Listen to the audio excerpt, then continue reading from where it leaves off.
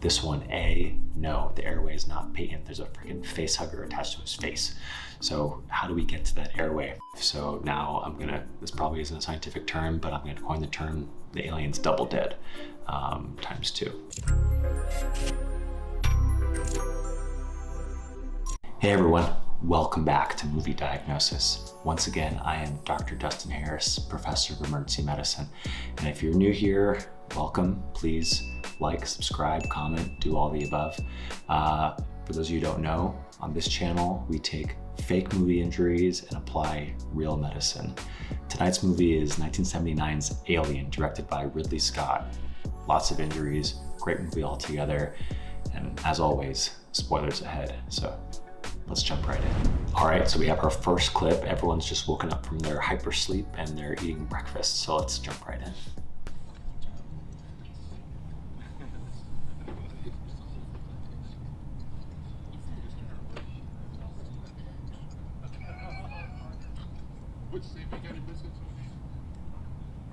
Cornbread. I am cold. Still with us, Brett? Hey. Yeah. You're dead. Anybody ever tell you you look dead? Okay, so quick clip. I just want to say they're all blatantly smoking on the ship. I mean, I think that'd be kind of dangerous. I mean, not just a lung cancer, but breathing in an oxygen-rich environment could lead to fires or explosions. I'm actually wrong on that. So I looked at the oxygen environment of the International Space Station, and it's actually similar to here down on Earth. It has about 78% nitrogen and 21% oxygen. An extra 1 to 2% is just miscellaneous gases. So smoking on a spaceship is technically not flammable as it would be in a pure oxygen environment. Breathing in pure oxygen is actually pretty dangerous in a healthy person. It can cause nausea, dizziness, seizures, cardiac arrest, or acute respiratory distress syndrome, or ARDS. We got a picture of an x-ray here. And that's the thing that actually COVID causes, one of the leading causes of why the COVID virus is so dangerous. So no smoking, kids. Also, fun fact, what do you think happens to all those farts in space? Actually, I was researching the International Space Station, and they have these special charcoal filters to filter out all the unnecessary or non-pleasant aromas, including sweat, farting, or burps. So the more you know. All right, so our next scene, we jumped ahead a little bit. They've already found the alien eggs, and the facehugger has attached himself to Kane, and they brought him into the med bay and they're examining him. So let's watch.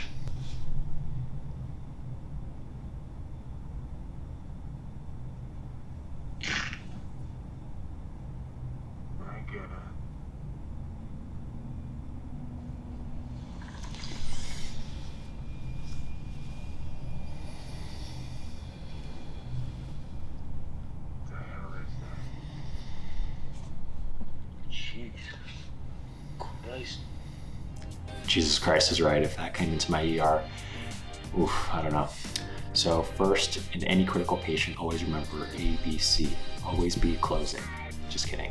Airway, breathing, circulation. So first, airway. Is their airway patent? Breathing. Do they have breath sounds bilaterally? Are the lungs inflated? Or circulation?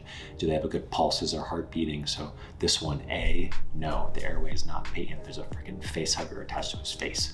So how do we get to that airway? Well, here's a brief picture of facehugger anatomy.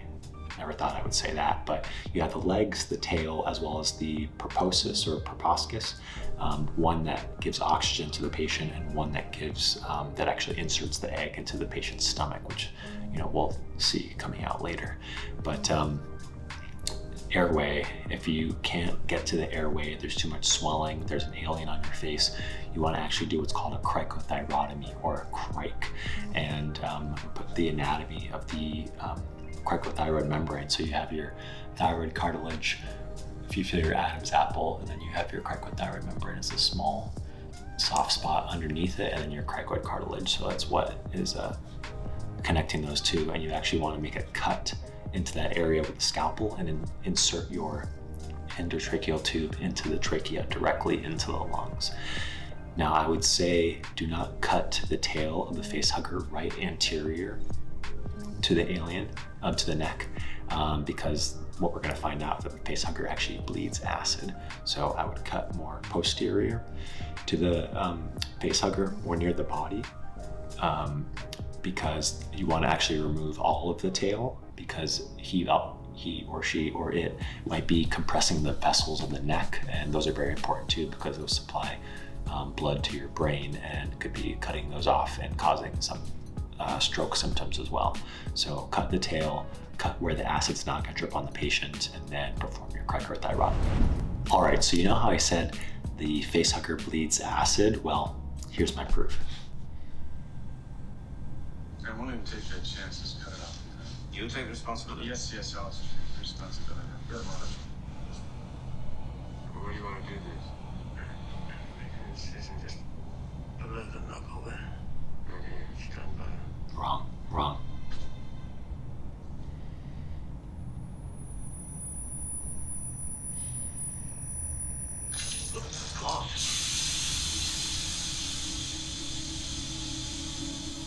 That crap's gonna eat through the hull. So they weren't thinking like ER doctors. They were thinking about removing the facehugger, whereas I would want to try to keep the facehugger on because I don't know what the heck the thing is doing.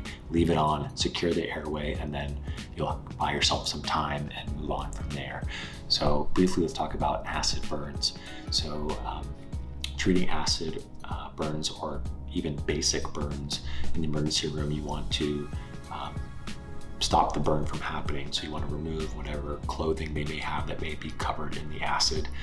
You can use pH paper to actually test the pH of the skin or eye or whatever part of the body that's been affected by the acid. You want to do copious irrigation with water to neutral pH, and continually test the pH with the pH paper to see if it's becoming more neutral. You should also check their electrolytes. Certain acids, especially hydrofluoric acid, can bind calcium and magnesium, which could lead to fatal arrhythmias. So you want to make sure you check those. And then we may consult our plastic surgery colleagues or burn specialist, depending on the extension of the burn. They may need a skin graft or further wound care. Okay, this is one of my favorite scenes, possibly in movie history. So pay attention. Oh, man. I don't want to talk about what they do. I'm eating this. What's the matter? The food ain't they eat your control.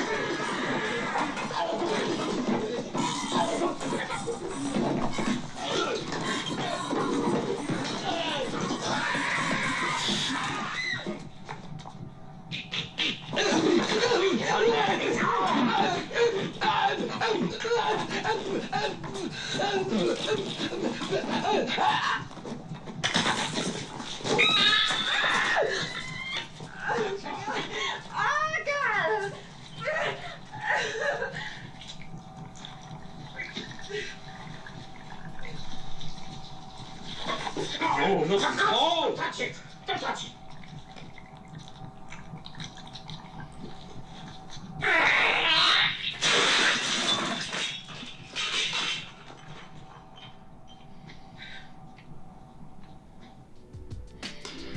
Okay, the xenomorph, the alien, has been revealed. Okay, a lot happened in that scene. So if you pay attention closely to what Parker did, the African-American guy, he tried to put a spoon in Kane's mouth because I think he believes he's having a seizure, which back in the day, you would think, put something in their mouth so they don't bite on their tongue. That is not what you do when someone has a seizure. If someone is having a seizure, make sure the area around them is safe. And if they're like sitting in a chair or elevated in any way, make sure you bring them down to the ground or onto somewhere soft so they don't hurt themselves or fall. and make sure you call 911 to make sure they get the proper care that they need.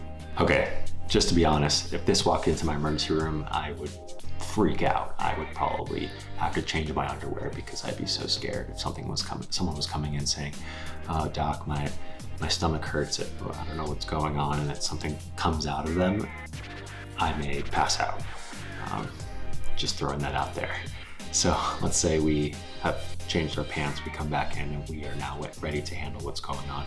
So this is called the chest burst scene. So I might have some issue whether or not the alien is bursting out of the chest itself. So the alien is most likely in the stomach, which is just under the diaphragm, which technically is outside of the thorax, but you do hear some cracking, so it might be bursting through some of the lower ribs that protect the stomach. Here's a picture of the stomach and the lower rib anatomy. Now, the alien came out, lots and lots of blood. So this is kind of like a penetrating trauma to the patient's stomach or chest. So lots of blood. What do? Well, first, try to find the source of bleeding if you can. If you have a surgeon with you, have them try to find it. There are some major vessels that supply the stomach. Those could have been ruptured when the alien comes out. So here's a picture of the vessels for the stomach. The patient is continuously bleeding. You want to activate your massive transfusion protocol. That's where they transfuse blood, platelets, plasma to try and get the patient's try and keep up with the patient's hemorrhage or blood loss. Again, this patient is critical, so remember our ABCs: airway, breathing, circulation. So whether or not this patient can breathe or not, or their airway is intact, I think it's best that we probably secure their airway and insert an endotracheal tube, because that'll allow their body to focus its energy on the other parts of the body rather than breathing. So we can help the patient by breathing for them, and so the oxygen and blood use that they do have can be used in other parts of the body. And then breathing wise, make sure you use your stethoscope, listen to both lungs. Is there any fluid or blood in the lungs? You know, the alien came out, maybe it ruptured the diaphragm, maybe some of the blood is actually going into the lung area. And if there's fluid or blood or anything around the lungs, surrounding the lungs can't expand as much, so you want to make sure you insert the chest tube to suck out the excess fluid. Okay, let's quickly talk about how we do insert that chest tube. So you want to insert it into the mid-axillary line. Where's the axilla? That's kind of your armpit area, midline down, and then you want to insert it about the level of the nipple. Make sure you don't cut yourself with any of the broken ribs. So you want to make a cut, and then you want to insert your hemostat and pop through the pleura, which is actually pretty hard to do. I've even done it on children, and it takes a little extra force to push through that area. And then make sure you spread it open and insert your chest tube, suture it into place, and here's a picture of the finished product. At the end of the day, this patient needs to go to the operating room. I'm calling all of the specialists, I'm calling the surgeons, trauma surgeons, I'm calling the veterinarian to try and figure out what the hell that thing was. And so if you can, sometimes doctors may clamp the aorta or IVC to prevent bleeding. That keeps the blood flow into the upper part of the body rather than to their legs, which, you know, if it's dying versus losing your legs, you know, I'd probably choose losing my legs. And so the patient has to be stabilized and then taken to the operating room to try and see if they can repair whatever's bleeding and whatever other injuries that the baby xenomorph may have caused. Okay, so we have our first fight scene in the movie, android versus human, and I'll let you guess who wins.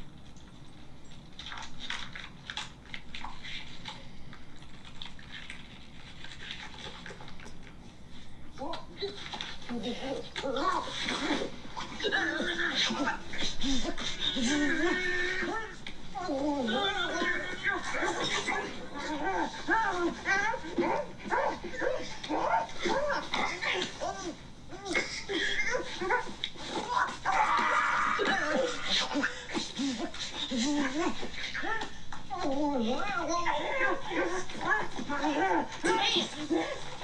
up! Get her up! Get her up! Get her up! Get her up! Get her up!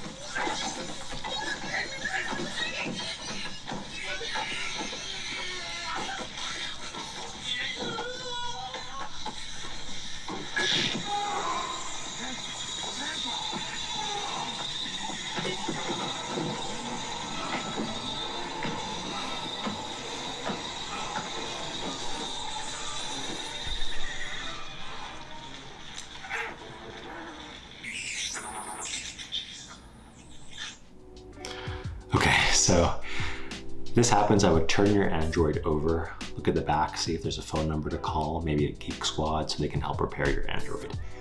No, we'll focus on the kind of throttling or strangulation that Ripley incurs. So if someone comes in saying that they had something shoved down their throat, I would take it very seriously. So even though they may be breathing okay right now, there may be some swelling or inflammation on the way that may occlude their airway. So what you want to do is see how long were they deprived of oxygen, was there any choking or damage to the blood vessels.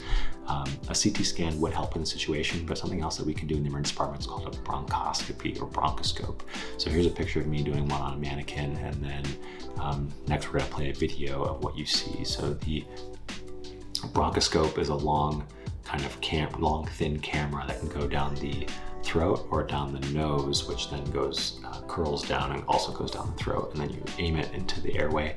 And then once you see the vocal cords and the adenoids and the epiglottis, you can see if there's any swelling or any damage or any bleeding. And if there is, then you're concerned that the airway may be compromised soon, so you want to intubate that patient preemptively before their airway closes, secondary to inflammation. Okay, self-destruct scene in 3, 2, 6, 5, 4, 3, 2, 1.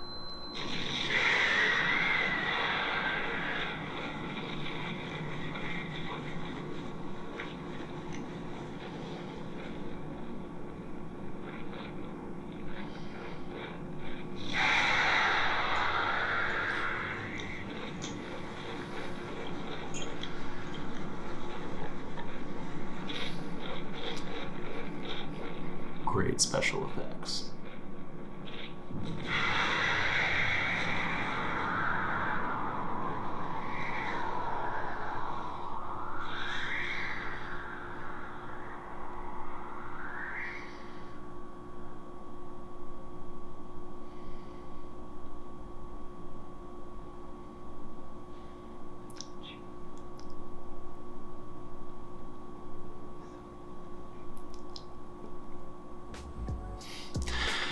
Okay, so she was fairly safe in her space shuttle or escape pod, whatever it was. But I want to talk about briefly the types of blast injury if there was an explosion or if you were to suffer from being near an explosion. So there are actually 5 types of blast injury, and we're going to put that table on the screen. I'm going to talk about the first 3 and briefly the 4th and 5th. So I kind of break it down by what would happen in the blast, kind of based on common sense. So the blast happens and it sends a shock wave all around it. The wave travels faster than any other part of the blast. So the things that get affected first are people, their body parts that contain air. So eardrums, lungs, sometimes intestines. They can pop or rupture secondary to a primary blast injury. Now, secondary injury, the things that are closest to the blast, the cars, the mailboxes, sharp things, those will fly through the air and hit people. And that's a secondary type of injury. Now the third injury, the blast has now made it to you and then you fly through the air and you get hurt. And the 4th and 5th have to do more with the fallout or after effects, the environmental factors that come into play with large scale blasts. So try to avoid any blasts in the future. All right, we made it. Final scene. I'm not gonna set it up, let's just go right into it.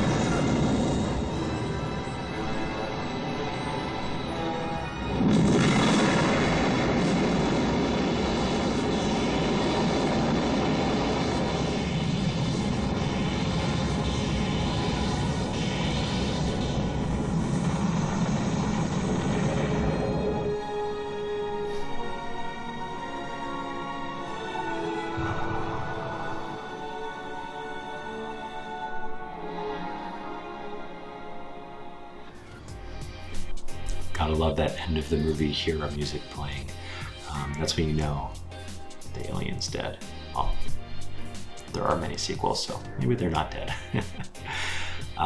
So in the emergency department, I treat everyone and anything that comes in. So whether you're homophobic, anti-Semitic, racist, or just, not, prisoners, politicians, I have to treat everyone, and I treat them all the same. Now, I may draw the line at aliens. I don't know if I would treat an alien if it walked into my emergency department. I may say, go see your veterinarian, but let's say, for argument's sake, I do want to treat that alien. So the alien flies into space. Space is about negative 454 degrees Fahrenheit. That would be an alien sickle. It would be frozen instantly, and it would die. And then it gets burned by the after thrust of the spaceship, and then it gets burned alive. So now this probably isn't a scientific term, but I'm gonna coin the term, the alien's double dead, times 2.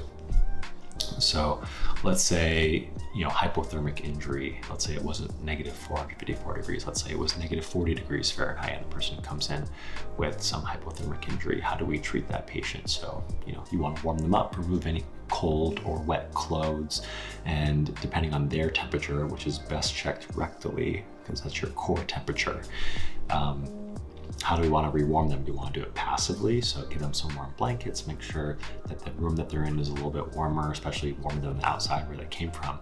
Or do we actively rewarm them? So warm IV fluids going into their bloodstream, or do we do like a bladder lavage where you put a Foley inside of the urethra into the bladder and flush in warm fluids and then suck it back out, and then flush more warm fluids to warm up their core. You can also do a thoracic lavage where you put in 2 chest tubes, 1 chest tube to pump in warm fluids and 1 to release those fluids. And then the most effective way to rewarm somebody that's only done in dire situations is called extracorporeal membrane oxygenation. So essentially we bypass the heart and the lungs, which pump the blood and supply oxygen to the blood. You insert a cannula into the vein and then another one into another vein or into an artery where it bypasses the body, oxygenates the blood and puts it back into the body, kind of keeps the body alive when it, could be almost dead. We do it in the hospital. Some places do it out in the population, out in the community, in dire situations. So here's a picture where they actually did it in the Louvre. It would have been cooler if they did it in front of the Mona Lisa, but they didn't. But that's a really extreme procedure, only for very critical patients who are, cardiac arrest, on death's door, and you have no other options. All right, that's it. Thanks for tuning in to another video for Movie Diagnosis. Alien, great movie. If you have any suggestions for future movies, please comment below. If you haven't already, please like and subscribe. And always remember, it's a medical practice, not a medical perfect. Have a good one.